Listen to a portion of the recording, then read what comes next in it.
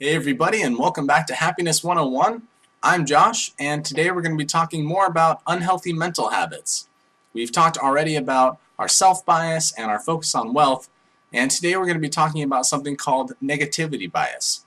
Negativity bias describes our natural tendency to focus on negative information and events as opposed to positive ones, and this bias also causes us to label these events as more important or impactful than positive ones. This bias is one of the most widespread and prevalent biases that humans have to deal with, and it makes sense. In primitive days, if we chose to remember a beautiful sunset the day before, as opposed to remembering that a certain water source wasn't safe to drink from, or that a plant could possibly poison us, these slip-ups could mean the difference between life and death.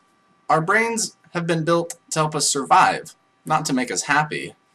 Through natural selection, we became progressively better at being able to detect potential threats and danger, and as much as we try and fight and deny our natural instincts, they were the basis of our behavior for tens of thousands of years before the development of the prefrontal cortex, and they still have an impact on us to this day. Though the world we live in is a much safer place than it used to be, we still live with a strong negativity bias because our brains simply haven't had enough time to catch up to all the changes. For example, one study asked participants to scan faces in a crowd and found that people are much better and much faster at picking out angry faces in a crowd than happy faces. Another study asked participants to read a list of words and found that people were able to pick out negative words much easier than positive words and actually focused on those words longer and therefore were able to remember them better when they were asked to recall them. In addition, when gambling, people report a greater loss in losing $100 than happiness in winning $100.